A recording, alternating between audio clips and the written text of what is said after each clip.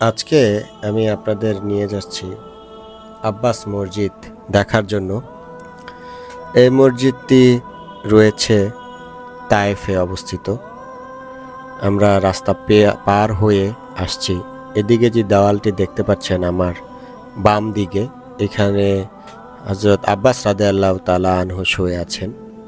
এটি সম্পূর্ণ দেয়াল দিয়ে আটকানো, যার জন্য আব্বাস রাদিয়াল্লাহু তাআলা আনহুর কবর দেখানো যায় না। বাহির থেকেই জিয়ারত করে যান সবাই। আমাদেরকে পিছন সাইডে বাস দিয়ে নামানো হয়েছে, যার জন্য আমরা আস্তে আস্তে মসজিদের প্রথম দিকে যাচ্ছি। তায়েফে অবস্থিত এই আব্বাস রাদিয়াল্লাহু তাআলা আনহুর মসজিদ, এবং এটি দেখতে পাচ্ছেন একটি গেট, সামনে বিশাল বড় একটি গেট। এই বামেই হচ্ছে আব্বাস রাদিয়াল্লাহু তাআলা আনহুর কবরস্থান। এখানে উনি শুয়ে আছেন। এখন এটি সম্পূর্ণ দেয়াল দিয়ে আটকানো।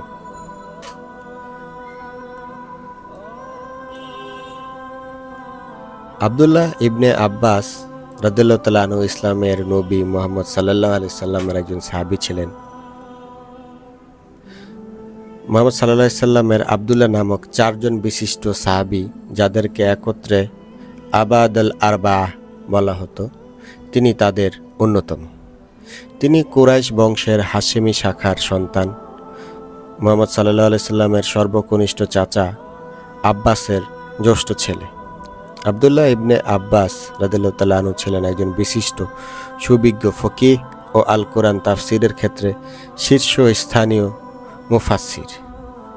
মুসলিম বিশ্ব তাকে রইসুল মুফাসসিরিন বা সাইয়্যিদুল মুফাসসিরিন বলা হয়, বা মুফাসসিরদের প্রধান বলা হয়ে থাকে।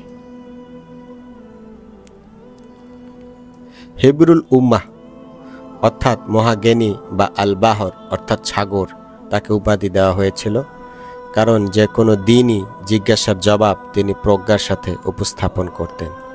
এক অনন্য ইসলাম ধর্ম বিশারদ বলে তাকে মনে করা হতো, আর এজন্যই তার উপাধি হিবরুল উম্মাহ ছিল। তায়েফ মসজিদে প্রবেশের আগে এখানে কিছু কেনাকাটা করা যায়। টুপি এবং সুস্বাদু ফল, মধু এখানে পাওয়া যায়। তিনি হযরত মুহাম্মদ সাল্লাল্লাহু আলাইহি ওয়াসাল্লামের হিজরতের 3 বছর পূর্বে মক্কায় জন্মগ্রহণ করেন। কারো মতে হিজরতের 5 বছর পূর্বে তিনি জন্মগ্রহণ করেন, তবে প্রথম মতটি অধিক গ্রহণযোগ্য ও সঠিক।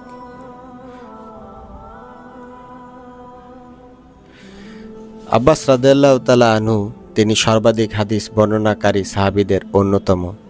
আল্লামা আইনির মতে হযরত আব্দুল্লাহ ইবনে আব্বাস রাদিয়াল্লাহু তাআলা আনহুর বর্ণিত হাদিসের সংখ্যা 1660টি, কারো মতো 2660টি, বুখারী শরীফে ও মুসলিম শরীফে যৌথভাবে 95টি, এককভাবে বুখারীতে 120টি এবং মুসলিমে 39টি হাদিস রয়েছে।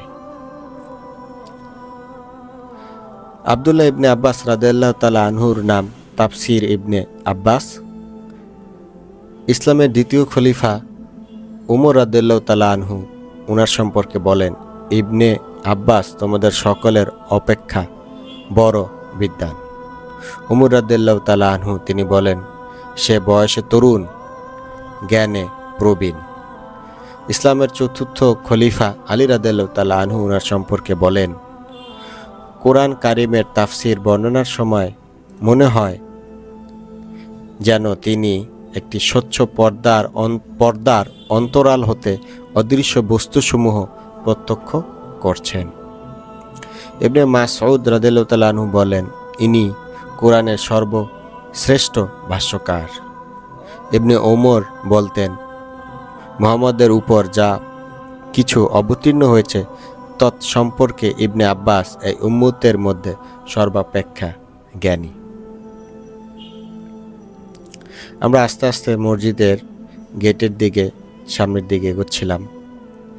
এই মসজিদটা আপনারা সামনের ডান দিক দিয়ে মহিলারা প্রবেশ করতে পারেন আব্বাস মসজিদের এখানে। আব্বাস রাদিয়াল্লাহু তাআলা আনহু বার্ধক্য জীবনে দৃষ্টিশক্তি হারিয়ে ফেলেন। তিনি ইবনে জুবাইরের শাসনামলে ৬৮ হিজরি ৬৮৭ খ্রিস্টাব্দে তায়েফে মৃত্যুবরণ করেন। মৃত্যুকালে তার বয়স হয়েছিল ৭১ বছর।